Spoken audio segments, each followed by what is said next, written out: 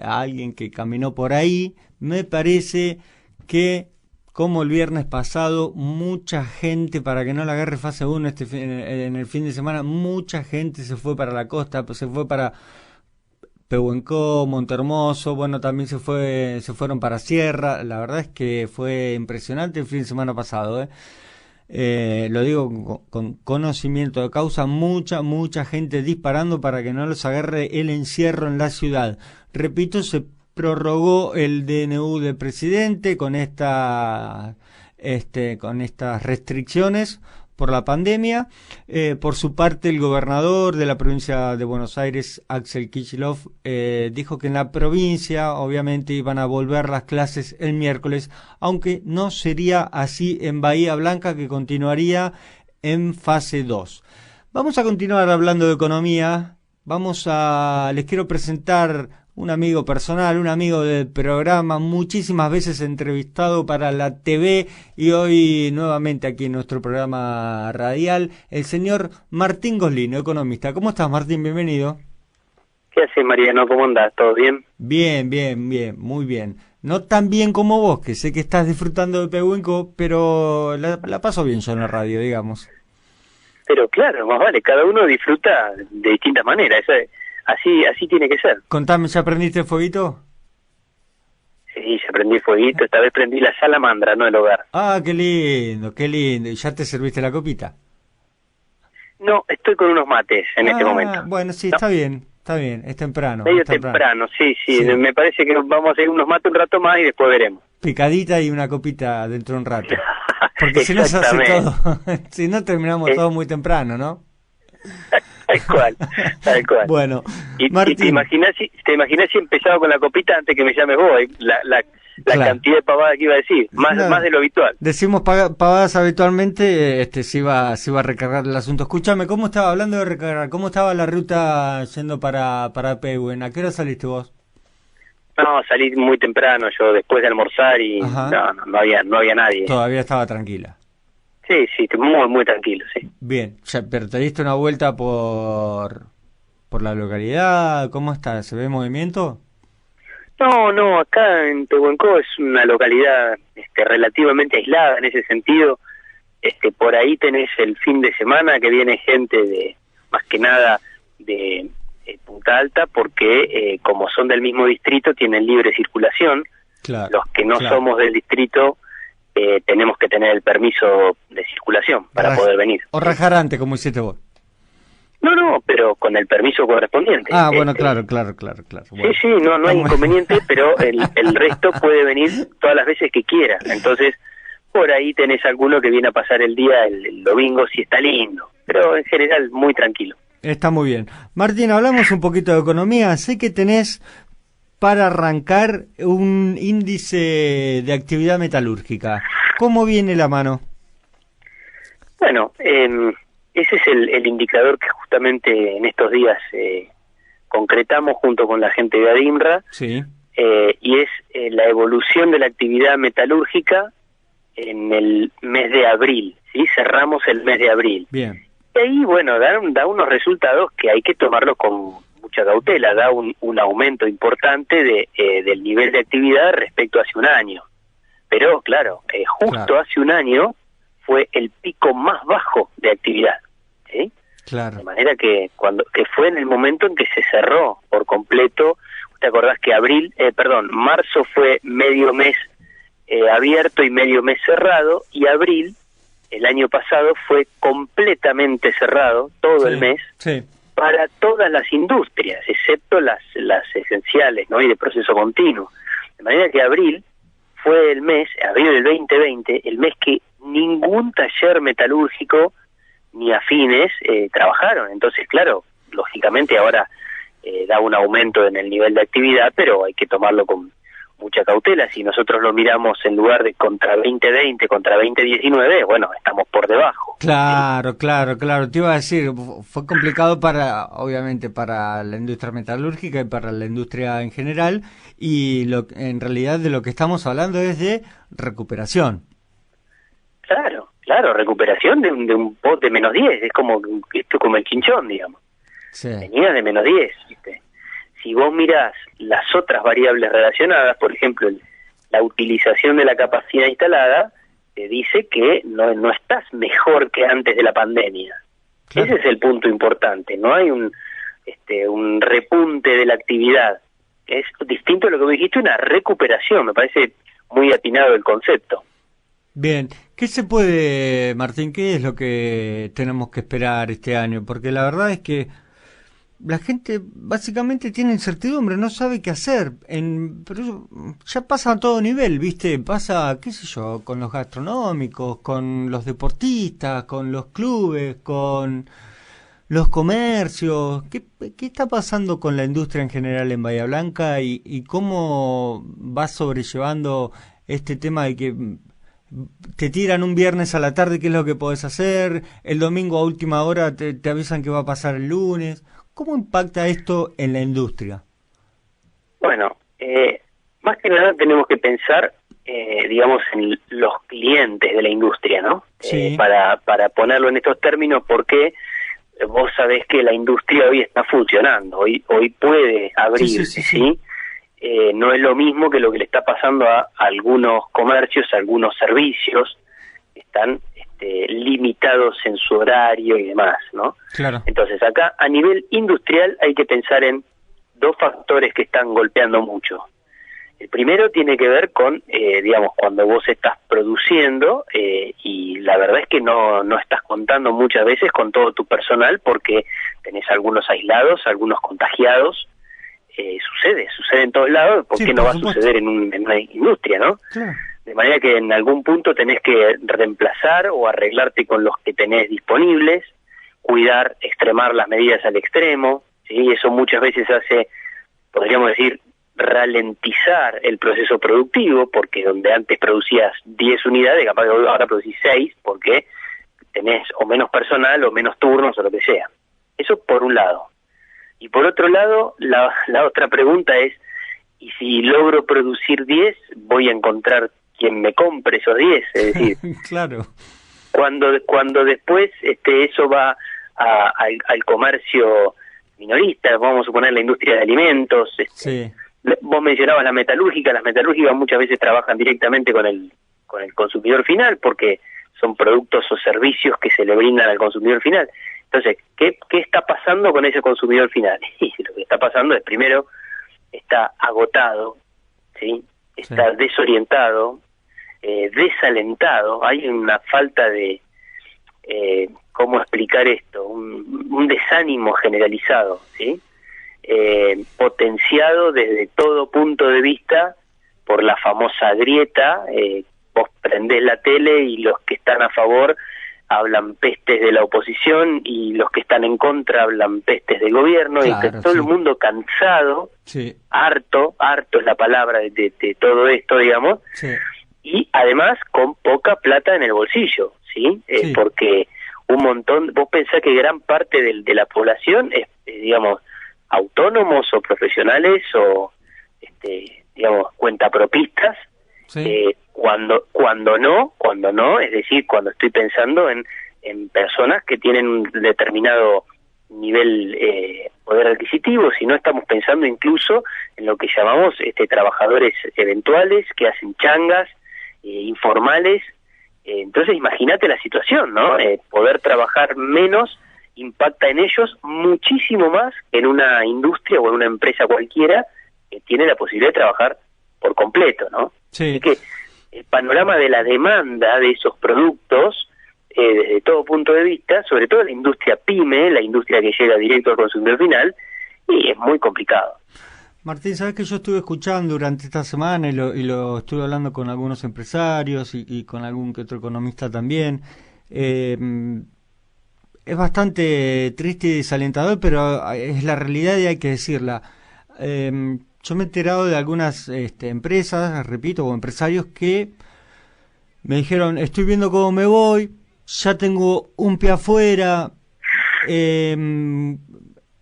Tipos que la pelearon durante mucho tiempo, que se cansaron, que se hartaron, que tienen un nivel de estrés demasiado grande y que se están yendo acá nomás, cruzando el charco. Se van a Uruguay, algunos, otros se están yendo directamente a Estados Unidos y te dicen, rápidamente, mira, flaco, a mí me dan la posibilidad de emprender.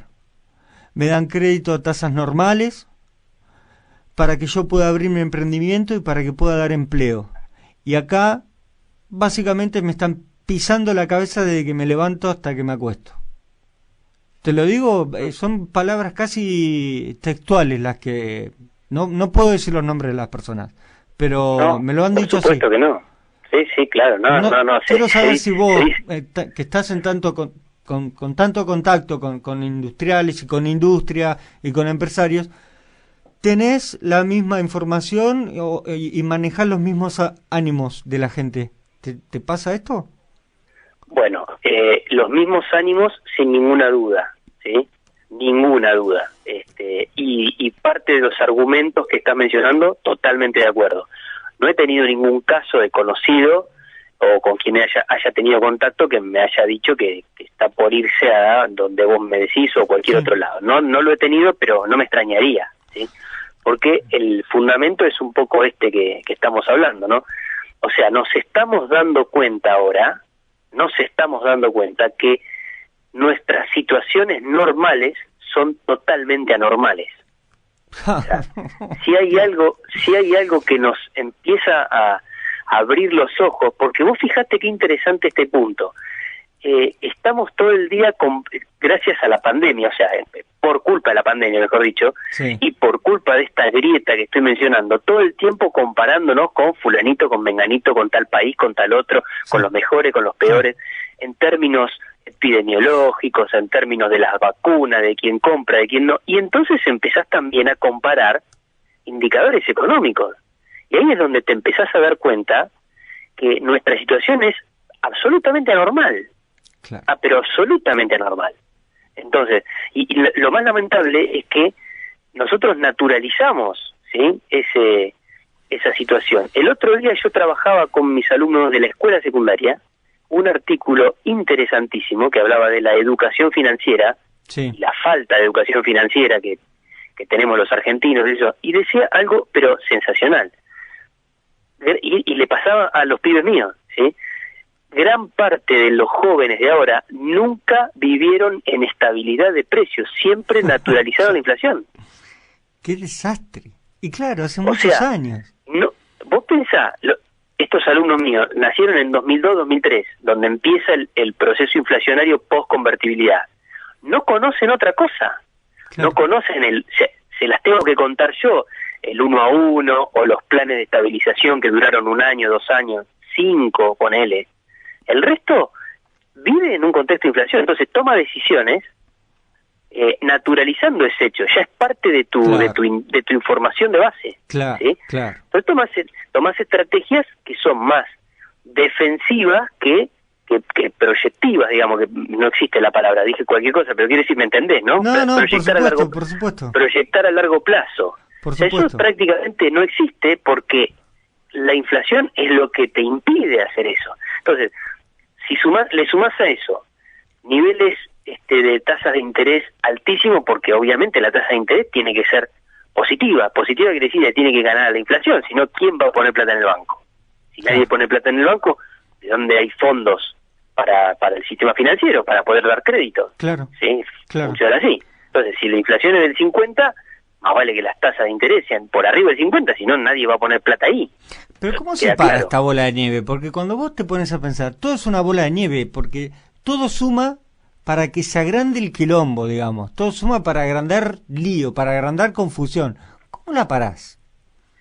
Bueno, yo siempre digo, yo soy, viste como el Indio Solari, dice, tiene el grupo Los Fundamentalistas del aire acondicionado, sí, se llama, ¿no? Bueno, yo soy fundamentalista del equilibrio, ¿sí? Pero digamos, en todo aspecto, no, obviamente en algunos aspectos de mi vida lamentablemente no lo logro, ¿no? Pero digo, a mí me gusta mucho el concepto de equilibrio, porque cuanto más grande es el desequilibrio, después más trabajo te cuesta volver, ¿sí? Esto pasa en todos los órdenes, Sí. A ver, el ejemplo más claro es el equilibrista en la cuerda floja, que va haciendo pequeños movimientos para un lado o para el otro. Siempre te comento el mismo ejemplo, ¿no? Ya me debes haber escuchado. Va haciendo pequeños movimientos. Ahora, donde se desbalanceó para un lado, tiene que hacer un gran movimiento para el otro. Claro. Y es mucho más riesgoso. Y en la vida te pasa básicamente lo mismo, ¿sí? Vos, si sos una persona más o menos equilibrada, más o menos, no digo que tenés que ser un... ¿viste? No, pero bueno, más o menos, mira, te pasa con tus hijos, te pasa en las relaciones familiares, ¿sí? Viste que fíjate que cuando uno se va de eje dice, está desequilibrado, ¿no? Claro, dicen así, bueno. Y en economía pasa lo mismo. ¿Por qué tenemos que pensar que la economía es algo totalmente diferente a nuestras vidas? En la economía donde te empezaste a desequilibrar, después no volver, te cuesta el triple volver al rumbo, ¿sí?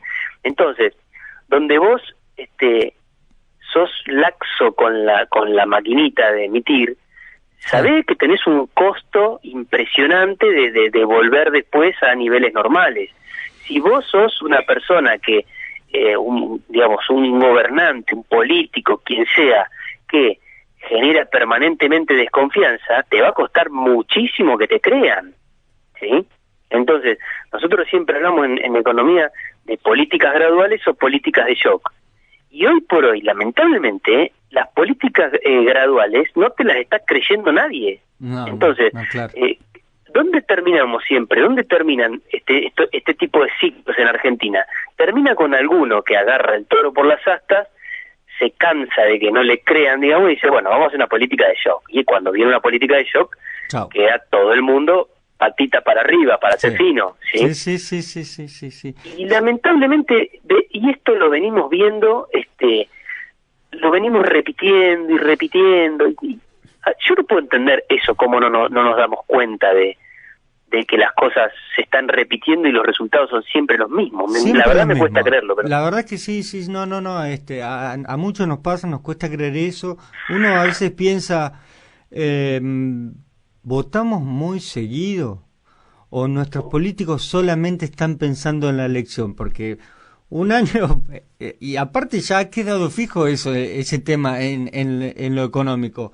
El año tranquilo es el año donde no hay elecciones, el año donde se crece un poquito o hay algún movimiento es el año de las elecciones. Eso pasa cada año por medio. Claro, pero yo me pregunto esto, ¿somos el único país que tiene elecciones de este estilo? No. Entonces, ¿y por qué somos entonces? Tenemos un problema nosotros, ¿no? El sistema de elecciones. Claro, ¿sí? Claro. No, evidentemente tenemos un problema nosotros. Déjame contarte algo, se lo vamos a contar al público. Me encuentro con un amigo, con un empresario, y esto te lo juro, de verdad te lo juro por mis hijos. Agarra, me dice, Mariano, tengo un proyecto que está espectacular, me cansé de golpear puertas, ya los vi a todos, me dice. Me falta solamente hablar con el intendente, ya los vi a todos. Fui a los concejales, hablé con todos, me dijo. Hablé con todos. ¿Sabes lo que me dijeron los concejales? Escribime el proyecto, nosotros te lo empujamos. Pero vos fíjate que... Mirá, te reís para no pegarte un tiro para no darte un corchazo, porque decís, no tenés ganas ni siquiera de escribir un proyecto, hermano. No tenés ganas de eso. De decir, miren, hice esta ley que estaba buenísima, porque aparte... No lo quiero nombrar, flaco, no, me dijo, le pedí que salga en la radio, me dijo que no quería, bueno, parezco muy misterioso hoy, pero lo que pasa es eso, ¿viste? La gente está cansada y a veces no quiere dar el nombre porque después las cosas, lamentablemente, son peores. Pero el ejemplo es ese, ¿viste? Van con un buen proyecto, armado, todo, hablaron con todos los que tuvieron que hablar. Le dicen en el Consejo Deliberante, bueno, ¿sabes qué? Escribime todo, presentalo vos y yo te lo empujo. No se pueden sentar 10 minutos, un día, 2, 5, a escribir algo para generar algo bueno para la ciudad. No pueden hacerlo. Sí, es una situación muy muy complicada. Quien tiene... Vos me mencionabas cuando arrancamos la charla esto de gente que te dice... quiero hacer las valijas y me quiero ir y qué sé yo, y yo te la voy a poner más fácil, digamos, no necesitas por ahí cruzar el charco, ¿no? El que, digamos, se cansa de todo esto, de todo este manoseo, de que me abren, me cierran, de que me exprimen a impuestos, etcétera, etcétera, de que nadie, y acá nos metemos en otro tema espinoso, pero la verdad que poco me importa, en el que nadie da el ejemplo, ese es otro, todos me piden, pero nadie da el ejemplo, ¿sí? Sí. Bueno, cuando alguien se cansa de eso, alguien que está en el sector productivo, lo que hace es se pasa al sector financiero. Claro. Es fácil, ¿sí? Claro. Es decir, claro, junto todo, vendo todo, líquido que quiere decir hago líquido, y entonces vivo de una renta, de un plazo fijo, de más o menos, hoy con todos los asesores que tenés financieros, que son todos muy buenos, y encima todos acá en la ciudad, que los podés, me siento y tomo un café con fulano, con mengano, y digo, ¿qué hago con esta guita? Sí. Poder vivir tranquilo sin tanta mala sangre. ¿Y eso qué significa? Bueno, una empresa menos, menos empleo. Entonces, cuando todo esto va sucediendo, ¿dónde se tiene que canalizar toda esa gente que va perdiendo el empleo y el sector privado va perdiendo potencia de crearlo? ¿Dónde se canaliza? En el sector público. Claro. Es un círculo vicioso. El sector público tiene un límite, ¿sí? O sea, el sector público en 10 años lo aumentamos del 25 al 45, con una economía creciendo. Eso es un error imperdonable. Pero lo que pasa es que pocos lo ven así. Claro, ¿sí? Claro. O sea, no alcanza con decir, pero mirá que el sector privado también creció, pero fenómeno, pero tendrías que haber hecho crecer más al sector privado y no al sector público. Claro, porque usalo de amortiguador al sector público. Tenés, ¿cuántos países emitieron ahora? Un montón. Claro. Pero lógicamente, pero porque no emiten nunca. O sea, claro. A ver, es falaz el argumento que dice, pero mirá, todos estos países están en déficit, pero ¿por qué no mirás por cuánto tiempo fue ese déficit? Claro. Ese déficit habrá sido 2020, 2021, ponele 2019, pero no tienen déficit crónicos como nosotros. Esa es la gran diferencia. Entonces, quien se quiere autoconvencer que eso está bien, no tenés con qué darle, Mariano. O sea, ya está, es inútil discutir. Seguro. Nos quieren Pero convencer de eso, nos quieren convencer de que necesitan los sueldos que tienen, nos quieren convencer de que necesitan 20 asesores. Y está difícil. Yo a mí no me está convenciendo, ¿eh? A mí no me convence. No, pero aparte de esto que te digo del ejemplo, la verdad que esto sería muy diferente si vos el ajuste que le estás pidiendo a todos empieza con un signo propio, que capaz que el ahorro fiscal de la disminución de un 20% del sueldo de todos los legisladores, ¿sí? O no te digo la disminución, por lo menos que no se lo aumenten, ¿sí? El ahorro fiscal capaz que es mínimo, pero el ejemplo que estás dando es terrible. Claro. Es terrible. Es como si yo le digo a mis hijas, bueno, chicas, esta semana viene complicado el tema, así que por favor vamos a comer arroz y polenta sin chistar, ¿sí? Y, papi, ¿vos qué estás comiendo? No, yo estoy comiendo una chuleta, pero lo que pasa es que yo necesito para todo no alcanza. Para todo no alcanza, chico. Claro. No, para todo no alcanza, y aparte yo necesito estar lúcido porque yo soy el que conduzco a la familia. Claro, es perfecto. Martín, te quiero dejar tranquilo, disfrutá Pehuenco, que en la semana seguramente nos vamos a ver. Pasalo lindo, dicen que va a ser lindo fin de semana, así que disfrutalo, andar a la playita, pasarlo lindo en familia, seguramente lo vas a hacer. Bueno, sí, igual yo disfruto mucho también estas charlas, así que te agradezco como siempre y